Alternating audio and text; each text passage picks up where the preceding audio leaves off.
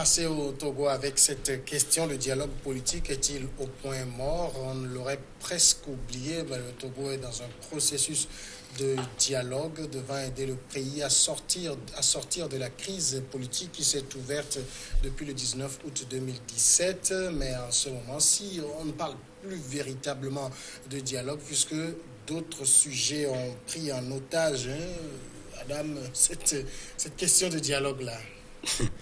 Vous savez, c'est le marasme dans lequel nous vivons, le marasme politique, si vous permettez qu'on puisse le dire ainsi, commence par un peu agacer les Togolais.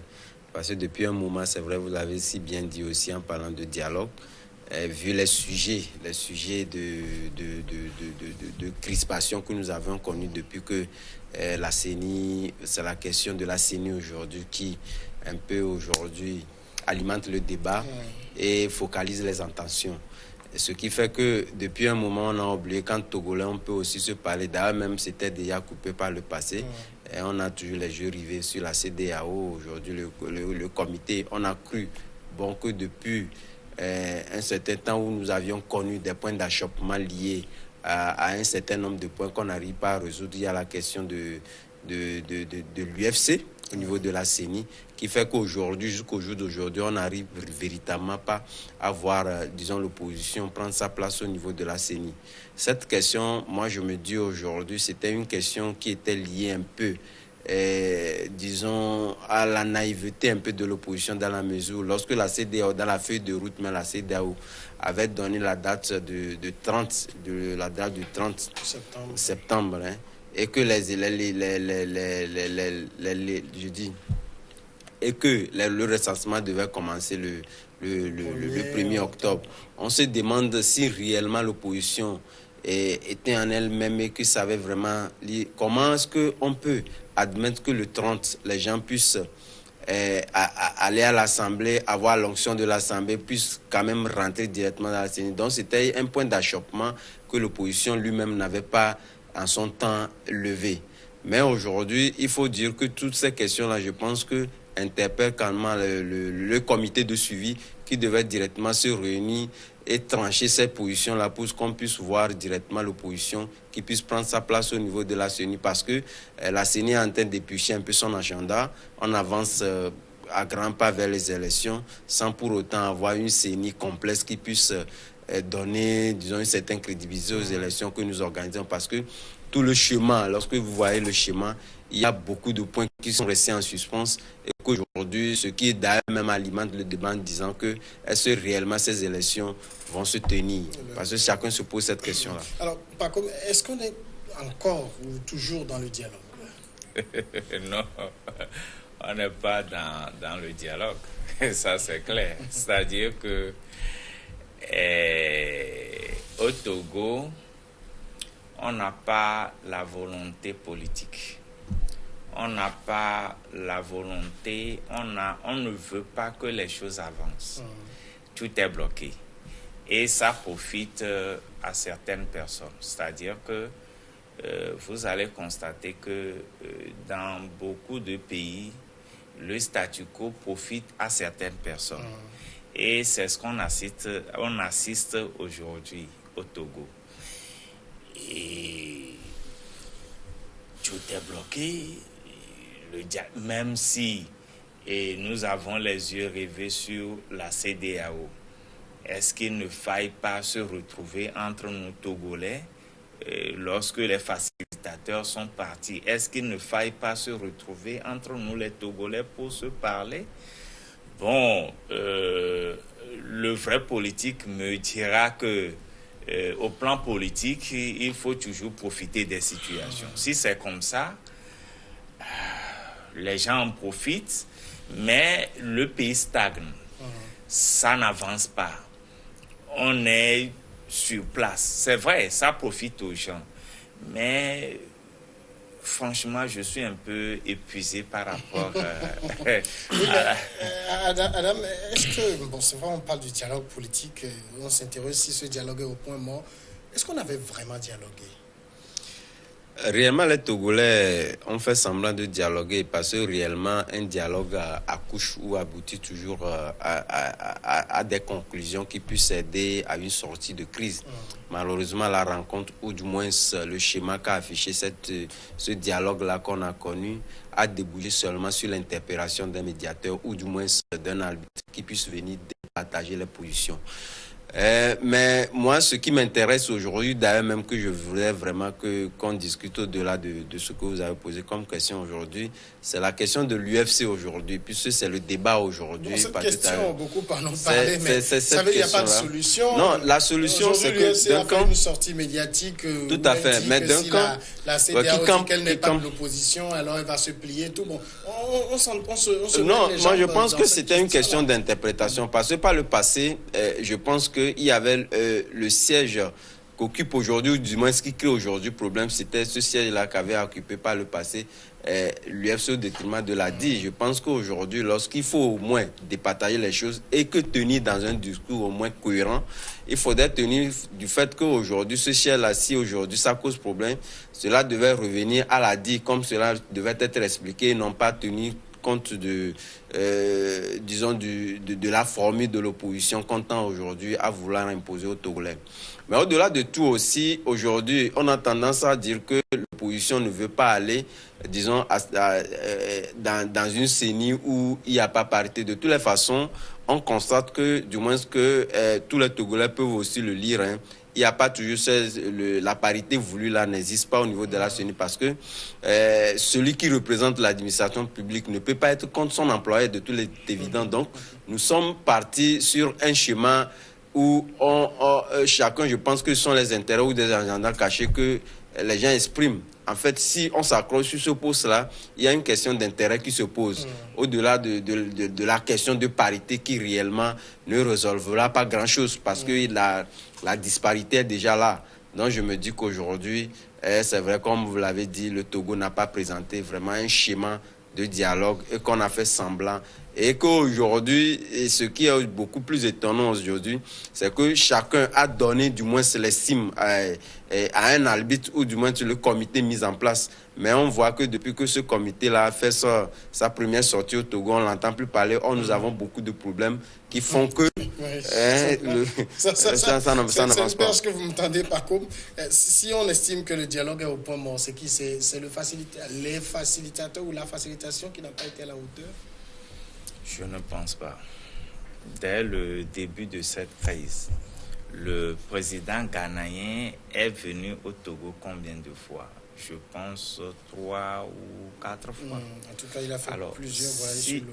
Plusieurs voyages sur Lomé. Si un président de la République, à cause de la facilitation, doit se déplacer lui-même pour venir sur le terrain, enfin, moi, je ne peux pas dire que les facilitateurs sont en deçà de leur mission. Je dirais plutôt que les Togolais ne sont pas prêts pour résoudre le problème. Et avant de continuer, je voudrais revenir sur un aspect du sujet qu'a développé tout à l'heure mon frère Adam. C'est-à-dire que dans la logique de l'opposition, il doit y avoir 8 au niveau du pouvoir, 8 au niveau de la C14 et la 17e personne neutre ou un étranger. Enfin, c'est la logique de l'opposition. C'est parce que lorsque cette personne-là viendrait de l'administration, ça voudrait dire que c'est 9 contre 8. Ça, c'est clair. C'est ce qui fait dire à l'opposition qu'il faudrait que la 17e personne soit un étranger qui soit neutre, afin qui puisse avoir une voix consultative, pas délibérative. Bon, maintenant, par rapport au dialogue, je pense que les facilitateurs, surtout le président ghanéen, a beaucoup fait et continue de faire beaucoup de choses. Mais c'est la volonté qui manque. C'est-à-dire que les facilitateurs ne peuvent pas faire de la magie. Ils ne peuvent pas faire autrement. Et qu'est-ce que c'est que la facilitation? C'est de vous aider à vous mettre sur les rails et vous avancer. C'est-à-dire que le facilitateur ne peut pas vous mettre sur les rails et vous pousser encore. On a estimé à un moment donné que le train a déraillé. Il faut aider le train à être sur les rails et c'est tout. Le train même doit avancer. Mais au niveau du Togo, on ne veut pas avancer et il n'y a pas cette volonté-là. Lorsqu'il y a un problème, on attend toujours le facilitateur. Il y a des gens, il y a certains qui avancent malgré tout ce qu'on dit. Il avance vaille que vaille vers les élections. Et il y en a d'autres qui attendent toujours la facilitation. Mais pourquoi les Togolais, entre eux, ils ne peuvent pas dialoguer? C'est ce qui manque. C'est ce qui manque, c'est vrai. Et le pouvoir profite effectivement de cette situation. Parce que, effectivement, lorsqu'on va aux élections dans ces conditions-là, ça profite au pouvoir. C'est pour cela que le comité de suivi doit véritablement s'impliquer dans la crise en faisant l'effort d'être permanent sur le terrain, enfin pas permanent mais fréquemment sur le terrain pour suivre le processus. Dès qu'il y a problème, il faudrait que le comité, s'il ne peut pas résoudre le problème lui-même, il faudrait qu'il fasse recours aux facilitateurs pour avoir leurs conseils afin de continuer la facilitation. Mais lorsqu'on voit un comité qui arrive aujourd'hui et 20 ans après, ils n'ont pas que ça à faire aussi, ces gens-là. Oui, c'est-à-dire que c'est des gens qui ont une mission spécifique. Qui ont aussi d'autres missions dans d'autres pays. Il ne faut pas oublier ça. Non, par exemple, écoutez, la CEDEAO intervient aussi dans d'autres pays. Non, la Guinée-Bissau aussi. Non, c'est-à-dire que la CEDEAO n'a pas un seul comité. La CEDEAO, enfin, c'est une commission ad hoc qu'ils ont formée. C'est des personnalités. Le comité de suivi qu'on a formé. Oui, c'est des personnalités. Les représentants des facilitateurs. Oui. Qui ont aussi d'autres chasses dans leur pays. Non, écoutez. Non, à ce que je sache, lorsqu'il y a une crise quelque part et que vous voulez aider ce pays-là à sortir de cette crise, c'est vrai que les gens qui composent le comité ont des charges ailleurs, c'est vrai. Mais à un moment donné, il faut plutôt donner priorité aux problèmes du pays pour que les gens s'y impliquent véritablement afin de trouver des solutions. Alors, la résolution de tous les crises, tout est prioritaire. C'est le comité de suivi qui ne joue pas bien son rôle actuellement. Il y a un pan de responsabilité qui est donc dévolu à ce comité de crise là, ou bien ce comité de suivi qui a été mis en place. Dans la mesure où ce comité de suivi qui est composé d'ailleurs d'un certain nombre d'experts sur la question électorale, et depuis lors, nous avions vu un certain nombre de questions restées en suspens, et il y a une résurgence d'un certain nombre aussi de prétentions au niveau de la coalition, du moins au niveau de l'opposition. Et ce comité-là, en temps normal, devait à chaque fois qu'il y a donc ces points d'achoppement, devait intervenir pour décrisper l'atmosphère et faire évoluer les choses. Parce qu'aujourd'hui, on a comme l'impression, d'un côté ou de l'autre, du moins au niveau de la mouvance, on a comme l'impression on veut avancer pour satisfaire un peu les desiderata de la CEDEAO. Or, par contre, je pense que la résolution de cette crise-là est pour les Togolais eux-mêmes d'abord. Mais ce que moi je crains de l'autre côté, c'est que, vu la manière dont les choses se font aujourd'hui, c'est vrai qu'on a passé l'étape du recensement qui a été d'ailleurs même un succès, quand bien même il y a eu des appels au boycott et consorts, ça a été même un succès. Hein. Il y a des voix même qui se lèvent en disant que il y a certains même au niveau de ceux-là même qui ont appelé au boycott sont fait recenser en catimini quelque part. Ça peut être vrai parce que lorsque vous entendez un peu les discours, aujourd'hui l'opposition n'est pas prête du moins à vouloir boycotter du moins les élections législatives pour ne pas faire prêter le flanc à un certain nombre de décadents qu'on a connus par le passé, ce qui peut à mon avis, entretenir, disons, ce pas, hein, fait pas l'opposition. Mais au-delà de tout, je me dis, on ira, c'est vrai, aux élections le 16 comme le 20, parce que le pouvoir veut précipiter et dit qu'il y a un rapport à rendre le 23, le 22. Lors du sommet de la CEDEAO. Mais au-delà de tout, si nous allons à ces élections-là, comme cela, il y a vraiment un rapport, on rendra le rapport. Est-ce que dans un pays où, après ces élections, il y aura toujours des appels à manifestation, il y aura des remous dans le pays, est-ce qu'on résolvera véritablement la question économique de ce pays? Je ne crois pas. Ce qui voudrait dire que, quelque part, les aspirations profondes de la population devaient être prises en compte. Au-delà de tout, c'est vrai qu'on va avancer, mais tout en tenant compte d'un certain nombre de revendications faites par l'opposition pour qu'on puisse aller à des élections, ou du moins d'exciter l'atmosphère, aller à des élections acceptées, du moins plus ou moins partout. Sinon, on aura une crise post-électorale à résoudre plus pire que la crise elle-même. Est-ce que ça veut dire dans le schéma actuel que le dialogue politique est devenu, enfin la solution, c'est les élections désormais? Les élections ne sont pas la solution pour le Togo. Il ne faut pas... Mais c'est ce vers quoi on tend, là? Oui, c'est mon avis. Les élections ne sont pas la solution pour le Togo. Ce n'est pas parce que l'échéance est arrivée et qu'il faille renouveler les membres du Parlement et qu'il faille aller aux élections qui peuvent être suicidaires pour le pays. Si nous prenons le temps d'organiser bien les choses, d'aller aux élections apaisées, crédibles, transparentes, démocratiques, je pense que c'est la meilleure des choses. Oui, mais organiser bien les choses, est-ce que ça veut dire céder à toutes les revendications de la coalition? Non, je ne dis pas cela. Parce que vous savez que dès qu'une revendication n'est pas satisfaite, la coalition brandira toujours cette menace d'élection à la huissade qu'on ne veut pas organiser de façon transparente. De toute façon, la question qu'on va se poser, c'est que est-ce qu'au Togo, les élections sont toujours transparentes, démocratiques, crédible? C'est une question qu'on doit se poser.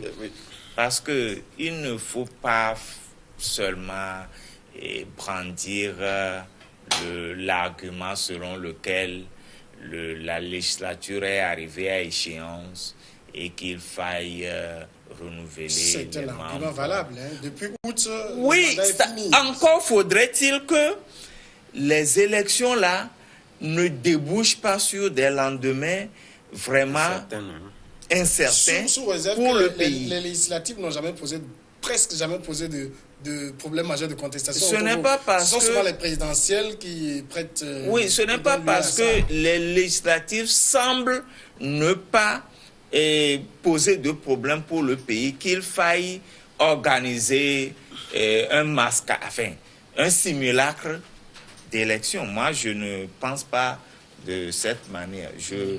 Moi, je pense que, pour pacifier le pays, pour apaiser les cœurs, il faut bien organiser les choses. Je ne dis pas forcément qu'il faille aller dans le sens de satisfaire toutes les revendications. Je ne dis pas cela parce que nous sommes sur un terrain politique. Mais il faut faire le minimum. Est-ce qu'aujourd'hui, le minimum est fait? Je ne pense pas. En tout cas, c'est aussi une interrogation, madame. Oui, vous savez, la question même qui achoppe aujourd'hui, c'est qu'on a comme l'impression, on veut faire croire aux Togolais que nous sommes dans une période de précipitation. Parce que lorsque on indique la date du 22, je pense, comme étant la date où le Togo devait produire un rapport. Je pense que lorsqu'on parle de rapport, je pense que tous les Togolais savent ce que ça voudrait dire. C'est le chemin qui est parcouru depuis que cette feuille de route-là est donc dictée au Togo jusqu'à la date du 22. Mais lorsque on indique que le 22, c'est tout comme si le Togo n'arriverait pas donc à organiser les élections, il aurait vraiment des sanctions à subir. Mais le problème, ce qui n'est pas vrai. Le 20 décembre, c'est pas le Togo qui l'a fixé. Non, je suis d'accord, mais lorsque vous voyez un peu le cheminement, il y a eu des moments où du moins le cheminement n'est pas tellement adapté à ce qu'on puisse tenir les élections le 20 décembre, puisqu'il y a eu des revendications qui ne sont pas prises en compte et que les gens entendent. Et puis il faut reconnaître aussi que le 20 décembre n'est pas une date fétiche. Si on estime qu'au lendemain des élections, il y aura peut-être des pertes en vies humaines, il y aura peut-être une crise assez grave, pourquoi il faut prendre le temps de Est-ce que, j'ai posé la question à Paco, est-ce que le fait de satisfaire toutes les revendications de la coalition des 14 suppose qu'on va à des élections transparentes et crédibles? Non, on peut même satisfaire toutes les revendications de la coalition. Toujours est-il qu'après les élections, comme d'habitude, d'ailleurs même dans toute l'Afrique, on a toujours habitué les populations à des élections contestées. On va toujours faire face à des élections contestées. Comme ils le disent, quand même que le périmètre de toute l'organisation a été, disons, crédible et au vu de tous, crédible. Mais au-delà de tout, nous avons en face un processus où n'est ni intégré l'opposition. Et que d'habitude, même s'ils sont intégrés... C'est-à-dire qu'on parle d'opposition, on parle de qui là? Non, aussi bien la coalition. Non, il n'y a pas que aujourd'hui, lorsque nous parlons des élections, je pense qu'il faut faire le distinguo. Il n'y a pas que la coalition des 14 partis politiques. Parce qu'il y a d'opposition, c'est pour ça que je demande la précision. Non, l'opposition. On a l'impression comme si aujourd'hui c'est la coalition qui est l'opposition. Non, je pense que c'est une mauvaise lecture que les gens font. C'est vrai qu'ils sont dans dans une crise qui est un peu circonscrite, un périmètre où c'est vrai qu'ils ont un peu une certaine primauté sur les événements, mais ça ne voudrait pas dire que la coalition aujourd'hui représente entièrement l'opposition dans sa totalité au Togo. Vous n'êtes pas sans savoir que le Togo compte au-delà de presque 120 partis politiques. 14 partis politiques ne peuvent pas représenter, du moins d'une manière suffisante, la population. Est-ce qu'on n'oublie pas aussi que dans le processus électoral actuel, il y a des experts qui sont là, qui suivent les choses? Est-ce qu'on leur fait au moins confiance? Mais avant de faire confiance à ces experts, je pense qu'il faut avoir une CENI complète. C'est-à-dire qu'il faut que tout le monde ait son œil dedans. Est-ce que l'opposition a son œil dedans? Je ne pense pas. L'opposition, vous avez dit. Oui. La coalition, vous voulez dire. Oui, la coalition. Non, écoutez, c'est-à-dire il faut faire la part des choses. Nous sommes dans une situation particulière. Et donc, aujourd'hui... On ne va pas résumer toute l'opposition aussi. Aujourd'hui, écoutez-moi bien. Aujourd'hui, quand on prend le but qui est devenu... MPDD, quand on prend le net, quand on prend les autres formations politiques, on ne peut pas faire des élections crédibles, démocratiques au Togo à l'heure actuelle sans la coalition des 14 partis de l'opposition. Donc ça voudrait dire que nous sommes dans une situation particulière. Mais je rappelle quand même ça dit que si les gens... élections ne sont pas organisées pour quelqu'un. C'est pour dans tout pays. Pourquoi lorsqu'on organise des élections et qu'on écarte les ténors de l'opposition, la communauté internationale crie au scandale. La communauté internationale estime toujours que les élections ne sont pas libres, les élections ne sont pas démocratiques. Cela ne voudrait pas dire que les gens n'ont pas été à ces élections. Mais il faut faire attention. C'est-à-dire que aux problèmes exceptionnels, solutions exceptionnelles. Nous sommes dans une situation particulière où l'absence de la C14 pose problème au processus électoral. Quand vous dites que l'opposition ne se résume pas seulement à la C14, oui, l'opposition ne se résume pas seulement à la C14, mais dans cette situation, on ne peut pas organiser des élections crédibles sans la C14. Qu'est-ce qu'on fait? Si vous pensez que nous avons plus de 110 partis politiques au niveau de la classe politique, pourquoi au niveau de la CENI, on ne créerait pas des 110 ou bien 120, 111 places au niveau de la CENI pour que tous les partis politiques se retrouvent au sein de la CENI. Mais si on dit 17, ça voudrait dire forcément que au niveau des partis politiques, il y a ceux qui sont en activité. Vous ne pouvez pas aller prendre des partis politiques qui sont morts au lendemain de leur création pour dire qu'ils vont venir siéger au niveau de la CENI. Donc là, si vous posez la question comme quoi est-ce que l'opposition se résume seulement à la CENI, il faut faire très attention. À l'heure actuelle, oui, bien sûr. À l'heure actuelle, les élections ne peuvent pas être crédibles. C'est-à-dire que si on veut que les élections soient crédibles, il faut forcément l'implication de la C14. Bon, moi, j'aimerais un peu passer un mot par rapport à la crédibilité donc, des experts, ou du moins du comité des experts. Aujourd'hui, vous savez, depuis que ces experts électoraux mis en place n'ont pas aujourd'hui affiché une certaine, disons, une lecture sur la situation électorale que traverse aujourd'hui le Togo, du moins depuis que le recensement a commencé. Donc, je me dis qu'aujourd'hui, fondamentalement, il faudrait tout être regardant là sur les... Parce que d'abord, nous avons une CENI qui un peu cause problème dans la mesure où nous n'avons pas la totalité ou du moins le contre-pouvoir qui pouvait un peu imprimer cette crédibilité à la CENI là. Donc, il faudrait qu'ils fassent une certaine sortie pour exprimer leur regard, leur droit de regard sur le processus qui est fait jusqu'au jour d'aujourd'hui avant de poursuivre. Sans quoi, on n'aurait ni l'opposition qui a un œil regardant, ni au niveau de ces experts-là qui puissent venir peser au niveau de la balance pour donner une certaine crédibilité et légitimité au processus électoral. Madame Adjournou, merci d'être passé dans cette émission. Merci à vous aussi, Pacom Dossé Sohé. Pour tous qui nous avez suivis, merci, à demain.